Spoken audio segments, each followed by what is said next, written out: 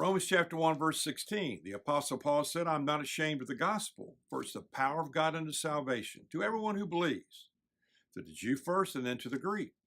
And so the gospel here in verse 16 means Jesus. It's the good news about Jesus. And what we've been asserting is that Jesus can meet every basic need of our lives. And so the need that we've been talking about for several weeks is this, that Jesus can meet our need for life after death. We're talking from John chapter 11, the story of a man who died. His name is Lazarus. And so what we've said is, yes, Jesus, if you read the story, raised Lazarus from the dead. But also we're talking about the fact that Jesus can bring us life in this life, not just in the by and by someday if you know Christ and you get to go to be with him in heaven for eternity, but now he can bring a different quality of life. And so in verse number 43, Jesus had said to Lazarus, the dead man, come out. And Lazarus comes out. And it says he comes out bound hand and foot. So in other words, he had all the symbols of death were still binding him. They had captured him. Now the Egyptians had started the embalming process. The Jews had no embalming process.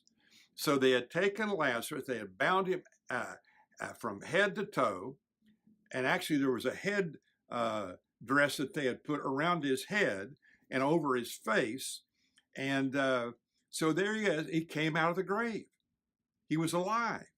Now, what's the point of that? A couple points. One is that Jesus has called all of us to come out of our former life without him, and to come to him. And many of us are still on the edge. We're kind of looking at him. We're hearing a little bit about him. We hear the invitation, but we've never responded.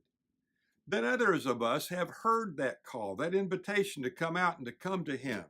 And you've asked Christ to come into your life and to clean you up and to help you become the person he wants you to be. But even those that have come to him still are living with the things that belong to the grave. So, watch this. So Jesus said, come out. Lazarus comes out. And then he says in verse number 44, something very interesting. He comes out, Lazarus comes out bound from head to toe, and Jesus looks at him and says, unwrap him and let him go. Now, who was he talking to? Who was he asking to unwrap him?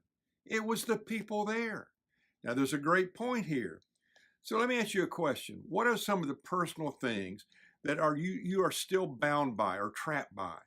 Could it be a habit, some doubt, some guilt, perhaps a part of your lifestyle that you're not proud of, that's keeping you bound up and keeping you from being free and becoming all the person God wants you to be? Who do you most identify with in this passage as you think about Lazarus? Let me ask you a couple questions. Are you still dead and bound in grave clothes? Are you alive but still bound in grave clothes? Are you alive and unloosed from grave clothes and free? Or are you someplace in between? So, who unwrapped him? People unwrapped him. Now, let me give you a couple points to close with here. When you become a Christian, when you become a follower of Jesus and he comes to live in you, you still have things that bind you, whether it's habits, clothes of prejudice, clothes of selfishness, clothes of fears, whatever it might be. God uses other people to unbind us and to set us free. So, what are some of the grave clothes that still have you bound up? Who could you ask to help you get unbound? You think about that, and then I hope you'll take some action.